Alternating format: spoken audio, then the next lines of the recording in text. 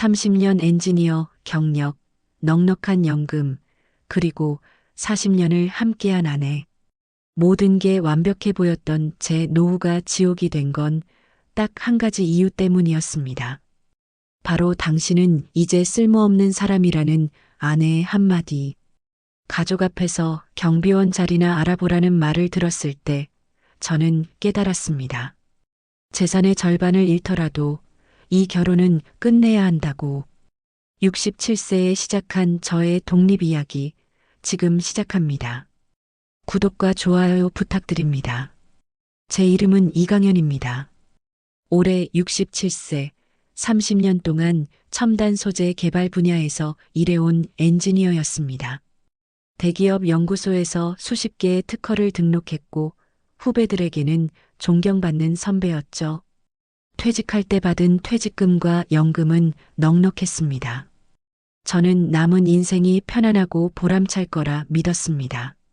아내 박윤희와 저는 평생의 꿈을 이루기 위해 종로에 있는 오래된 인쇄소 건물을 매입했습니다. 1960년대에 지어진 그 건물은 낡았지만 역사적 가치가 있었습니다.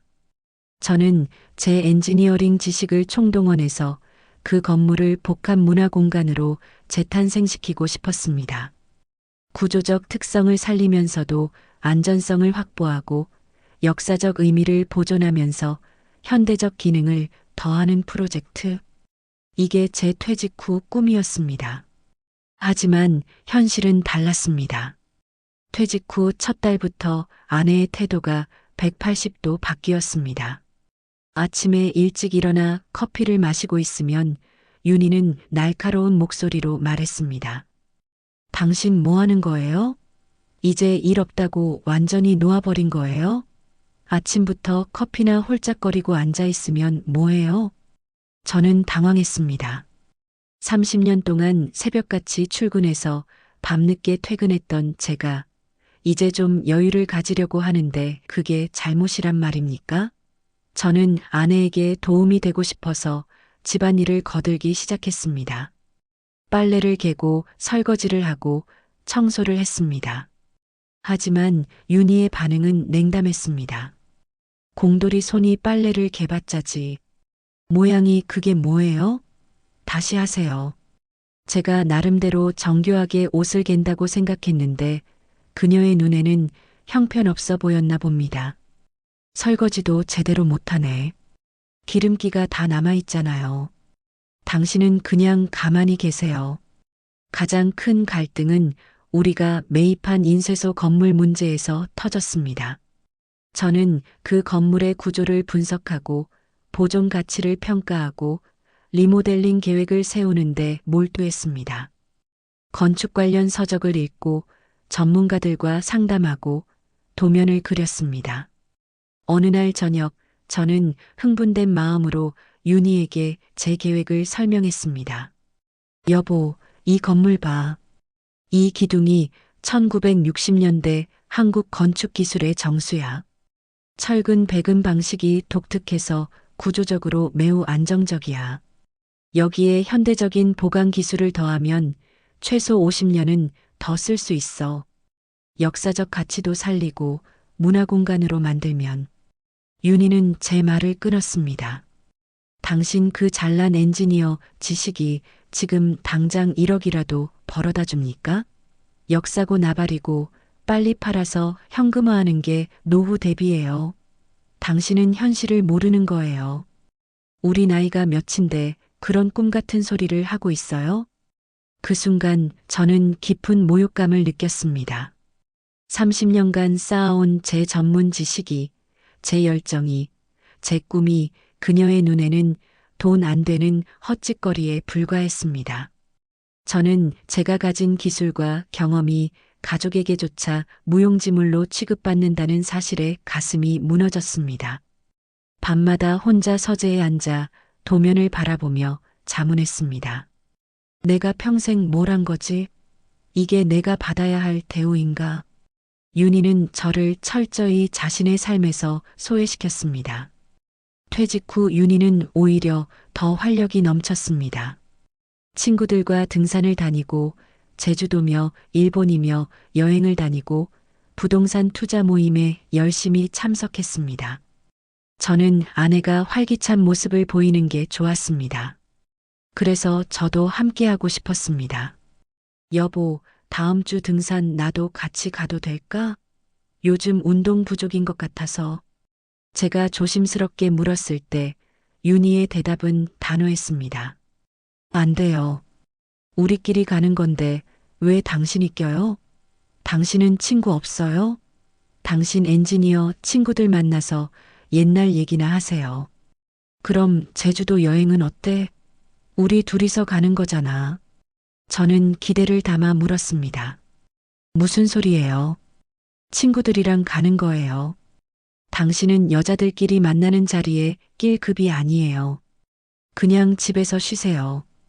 낄 급이 아니라는 말에 저는 할 말을 잃었습니다. 40년을 함께한 부부인데 저는 아내의 사회생활에 낄 급도 안 되는 사람이었습니다. 윤희가 출입문을 나서는 소리가 들릴 때마다 저는 혼자 남은 빈집에서 시간을 흘려보냈습니다. TV를 보다가 잠들고 깨어나서 또 TV를 보고. 이게 제가 꿈꾸던 노후였을까요?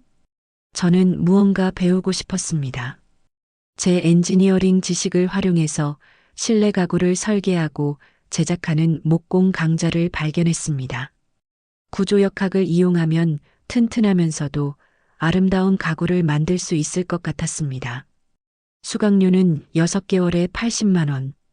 저는 윤희에게 조심스럽게 말했습니다. 여보, 나 목공 배우고 싶은데 구조역학을 응용하면 재미있을 것 같아서. 윤희는 수강 안내서를 훑어보더니 비웃었습니다. 67세에 목공 배워서 뭐 할 거예요? 가구 만들어서 팔 거예요? 그 돈이면 생활비에 보태야지. 당신은 연금만 축내면서 또 돈 쓰겠다는 거예요? 연금만 축낸다는 말에 저는 숨이 막혔습니다. 제가 30년 동안 일해서 만든 연금인데 그걸 쓰는 게 축낸다는 표현으로 돌아오다니. 저는 가족을 위해 돈 버는 기계로만 존재해야 하는 걸까요? 제 행복은, 제 취미는, 제 꿈은 아무 의미가 없는 걸까요? 윤희의 친구들이 집에 놀러 왔을 때가 가장 괴로웠습니다. 거실에서 수다를 떨고 있는 그녀들 사이로 지나가려면 저는 투명 인간이 된 기분이었습니다. 안녕하세요. 제가 인사를 건네도 거칠의 인사만 돌아올 뿐이었습니다. 그리고 제가 방으로 들어가면 윤희의 목소리가 들렸습니다.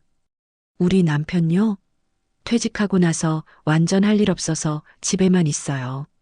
답답해 죽겠어요. 나가라고 해도 갈 데가 없대요. 친구도 없나 봐요.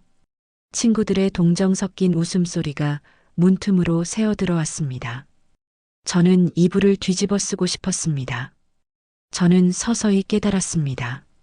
40년 결혼 생활 동안 저는 윤희에게 돈 버는 기계였다는 것을. 퇴직 후에도 그녀는 여전히 저를 그렇게 보고 있었습니다. 제가 인간으로서, 동반자로서 존중받은 적이 있었을까요? 그 외로움과 서러움은 어디에도 말할 곳이 없었습니다. 차라리 윤희가 외출했을 때 혼자 라면을 끓여 먹으며 느끼는 묘한 해방감이 저를 더 슬프게 만들었습니다. 결정적인 순간은 딸 가족이 방문한 날 찾아왔습니다. 오랜만에 온 가족이 모이는 저녁 식사 자리였습니다. 딸 지은이와 사위 민수, 그리고 손주 서준이와 서연이까지. 저는 모처럼 가족들과 함께하는 시간이 기뻤습니다. 손주들이 할아버지 하며 달려오는 모습에 그간의 외로움이 녹아내리는 것 같았습니다. 식사 준비를 하면서 저는 손주들에게 제 엔지니어 시절 이야기를 들려줬습니다. 할아버지가 만든 소재가 너희가 타는 자동차에도 들어가 있단다. 더 가볍고 안전하게 만드는 특수 합금이지. 서준이가 눈을 반짝이며 물었습니다. 할아버지 진짜 멋있어요. 지금도 그런 일해요? 제가 대답하기도 전에 윤희가 끼어들었습니다. 무슨 소리야? 할아버지는 이제 은퇴했어. 지금은 하루 종일 집에만 계시지. 그 말투에는 명백한 비하가 담겨 있었습니다. 저는 웃으며 넘기려 했습니다. 할아버지가 이제 쉬는 거야. 오래 일했으니까. 본격적인 식사가 시작되고 대화는 자연스럽게 요즘 근황으로 이어졌습니다. 사위가 승진 이야기를 했고 딸은 아이들 교육 계획을 말했습니다. 저는 제 인쇄소 건물 프로젝트에 대해 조심스럽게 꺼냈습니다. 지은아, 아빠가 종로에 매입한 인쇄소 건물 있잖니. 그 건물 구조를 분석해 봤는데 정말 흥미로워. 1960년대 건축 기술의 특성이 고스란히 남아 있거든. 내가 구조 보강 설계를 해서 문화 공간으로 만들면 윤희가 젓가락을 내려놓았습니다. 불길한 예감이 들었습니다. 그리고 그녀가 입을 열었습니다. 얘들아, 너희 아버지 요즘 뭐 하는 줄 아니? 지겨워 죽겠어. 연금만 축내면서 하루 종일 그 인쇄소 건물 헛소리만 해대.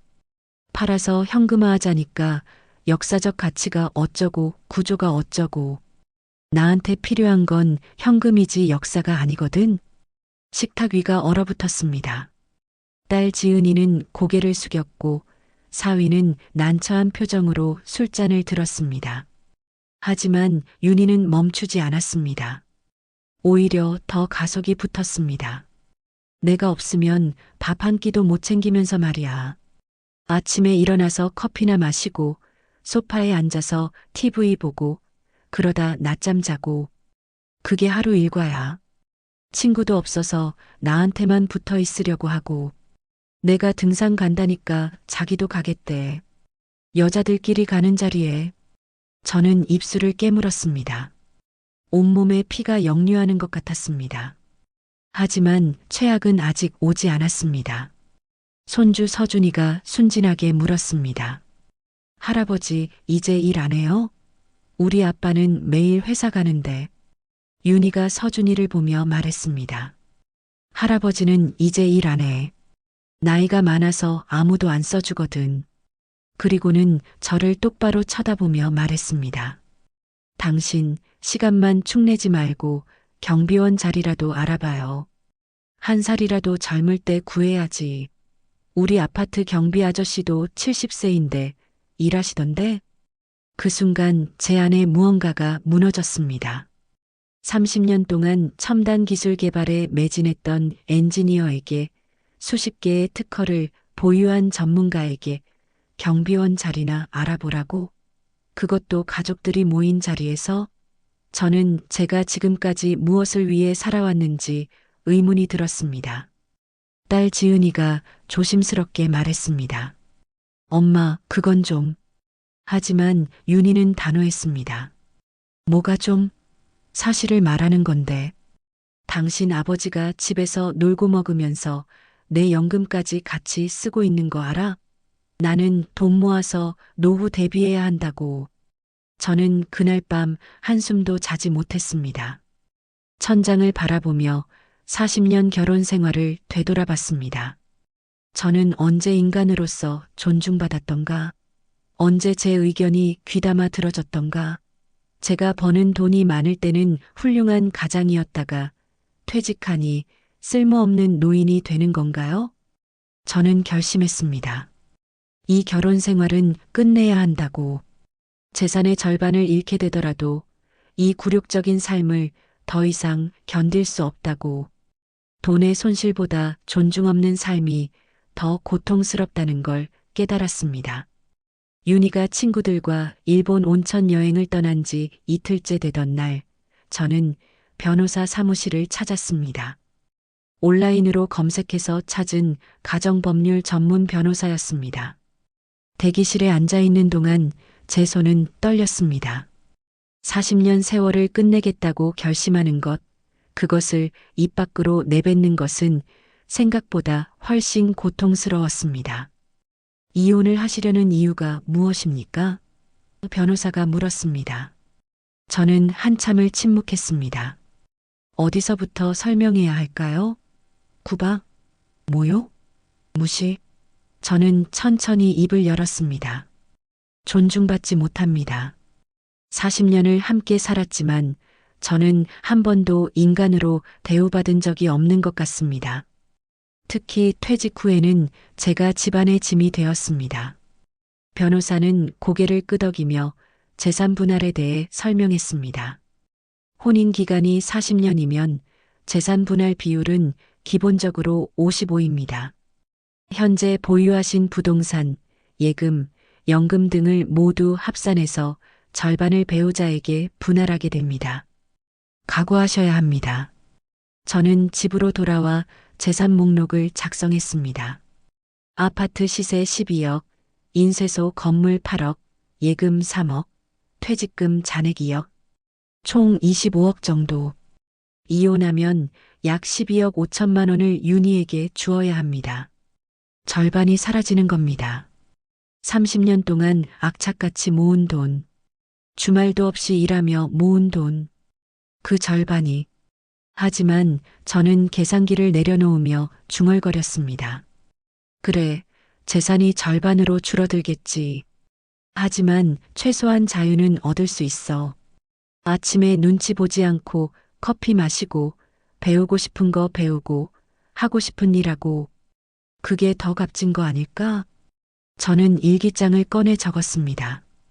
돈은 줄여서 살면 된다. 12억이면 충분히 여생을 살 수 있다. 하지만 존중 없는 삶은 100억을 줘도 못 산다. 나는 이제 나를 위해 살고 싶다. 67세, 늦지 않았다. 다음 날부터 저는 구체적으로 준비했습니다. 먼저 원룸을 알아봤습니다. 인쇄소 건물 근처 깔끔한 오피스텔 전세. 보증금 1억의 작은 공간이지만 저 혼자 살기에는 충분했습니다. 그리고 가장 중요한 일을 시작했습니다. 바로 제가 그토록 하고 싶었던 인쇄소 건물 보존 및 활용 계획을 재정비하는 것이었습니다. 저는 깨달았습니다. 윤희의 눈치를 보느라 포기했던 것들이 얼마나 많았는지. 구조역학을 이용한 가구 설계, 노후 건물 안전 진단 기술, 실버 세대를 위한 맞춤형 주거 공간 설계. 이런 것들은 제 전문성을 살리면서도 충분히 수익을 낼 수 있는 분야였습니다. 저는 퇴직 엔지니어 모임에 나가기 시작했습니다. 거기서 만난 동료들도 비슷한 고민을 하고 있었습니다. 우리 기술이 아직 쓸모 있을까? 이 나이에 뭘 할 수 있을까? 저는 그들과 함께 스터디 그룹을 만들었습니다. 실버 세대 전문 안전 진단 컨설팅, 노후 주택 구조 보강 설계. 수요는 생각보다 많았습니다. 인쇄소 건물을 활용한 계획도 구체화했습니다. 1층은 작은 공방과 전시 공간으로, 2층은 퇴직 전문가들의 협업 공간으로, 3층은 제 개인 작업실로. 단순히 팔아서 현금화하는 게 아니라 이 공간을 통해 제 전문성을 나누고 수익도 창출하는 모델. 이게 제가 진짜 하고 싶었던 일이었습니다. 윤희 없이 계획을 세우니 모든 게 자유로웠습니다. 그거 해서 돈이나 되겠어? 같은 말을 듣지 않아도 되었습니다. 저는 제 기술과 경험이 정말로 가치 있다는 확신이 들었습니다. 돈을 위해서가 아니라 저 자신의 자존감과 보람을 위한 설계. 이게 진짜 제가 원했던 노후였습니다. 윤희가 일본에서 돌아온 날 저는 거실 테이블에 마주 앉아 담담하게 말했습니다. 여보, 우리 이쯤에서 그만하자. 나는 더 이상 이렇게 살 수 없어. 재산은 법대로 반반으로 나눌게. 나는 돈이 줄어도 괜찮아. 나도 이제 편하게 좀 살고 싶어. 윤희는 처음에는 제 말을 믿지 않았습니다. 갑자기 무슨 소리예요? 나이 들어서 정신 나갔어요? 하지만 제가 이미 변호사를 선임했고 재산 목록을 정리했으며 이사갈 곳까지 정해놨다고 말하자 그녀의 얼굴이 굳었습니다. 당신 미쳤어요? 재산 반으로 나누면 우리 둘 다 손해예요. 조금만 참고 살면 되잖아요. 윤희가 소리쳤습니다. 저는 고개를 저었습니다. 조금만이 아니야. 나는 40년을 참았어. 이제 더는 못 참아. 당신에게 나는 돈 버는 기계였고 퇴직 후에는 쓸모없는 짐이었어. 가족들 앞에서 경비원 자리나 알아보라고 했을 때 내 자존심이 어떻게 무너졌는지 당신은 몰라. 윤희는 이혼을 거부했습니다. 하지만 저는 흔들리지 않았습니다. 딸 지은이도 처음에는 만류했지만 제가 그간 겪은 일들을 차분히 설명하자 결국 이해했습니다. 아빠가 행복한 게 중요해요. 부모님 선택을 존중할게요. 이혼 조정은 3개월이 걸렸습니다. 재산 분할은 예상대로 55, 아파트는 윤희가, 인쇄소 건물은 제가 가져갔습니다. 예금과 퇴직금은 절반씩 나눴습니다. 연금도 분할되어 제 수령액이 줄어들었습니다. 하지만 저는 후회하지 않았습니다. 이혼이 확정된 다음 날 저는 인쇄소 건물 근처 오피스텔로 이사했습니다. 짐은 많지 않았습니다. 옷가지, 책, 그리고 제 설계 도구들. 그게 전부였습니다. 새 집에 짐을 풀고 창문을 열었을 때 신선한 바람이 들어왔습니다. 40년 만에 처음 느끼는 자유로움이었습니다. 저는 본격적으로 일을 시작했습니다. 인쇄소 건물 1층에 작은 공방을 만들었습니다. 67세 엔지니어의 안전한 가구 공방이라는 간판을 달았습니다. 구조역학을 이용해서 노인들도 안전하게 사용할 수 있는 가구를 설계하고 제작했습니다. 넘어져도 다치지 않는 둥근 모서리, 무게 중심을 낮춘 안정적 구조, 관절이 불편한 분들도 쉽게 여닫을 수 있는 손잡이. 입소문이 났습니다. 종로의 엔지니어 출신 할아버지가 정말 튼튼한 가구 만든대. 주문이 들어오기 시작했습니다. 저는 하나하나 정성껏 만들었습니다. 돈을 많이 벌려는 게 아니었습니다. 제 기술이 누군가에게 도움이 된다는 사실, 그것만으로 충분했습니다. 그리고 퇴직 엔지니어, 동료들과 함께 실버 건물 안전 진단팀을 만들었습니다. 노후주택, 오래된 상가 건물의 구조적 안전성을 진단하고 보강 방안을 제시하는 일, 우리의 전문성이 빛을 발하는 분야였습니다. 첫 프로젝트로 받은 수수료 300만 원. 적은 돈이었지만 저는 그 돈이 제 인생에서 가장 값진 돈이라고 느꼈습니다. 저는 SNS를 시작했습니다. 67세 독립일지라는 계정을 만들어 제 일상을 올렸습니다. 아침에 눈치 보지 않고 마시는 커피, 공방에서 가구를 만드는 과정, 동료들과 건물 진단 나가는 모습, 저녁에 혼자 요리해 먹는 소박한 식사. 사람들의 반응은 뜨거웠습니다. 67세에 새 인생 시작하시다니 존경스럽습니다. 저도 퇴직 후가 두려웠는데 용기가 납니다. 이혼이 끝이 아니라 시작이 될 수 있군요. 댓글을 읽으며 저는 깨달았습니다. 제 이야기가 누군가에게 위로와 용기가 된다는 것을. 저는 늦은 밤까지 공방에서 기타를 쳤습니다. 젊었을 때 배우고 싶었지만 시간이 없어 포기했던 기타. 이제는 밤 11시에 연습해도 아무도 뭐라 하지 않습니다. 서툰 연주지만 제 손에서 나오는 멜로디는 자유의 소리였습니다. 6개월이 지났습니다. 제 통장 잔액은 이혼 전보다 줄어들었습니다. 하지만 제 삶의 만족도는 비교할 수 없을 만큼 높아졌습니다. 저는 매일 아침 눈을 뜨면 감사했습니다. 오늘 하루를 제 의지대로 계획할 수 있다는 것, 제 기술이 인정받는다는 것, 누군가에게 쓸모없는 사람이 아니라는 것. 어느 날 손주 서준이가 전화했습니다.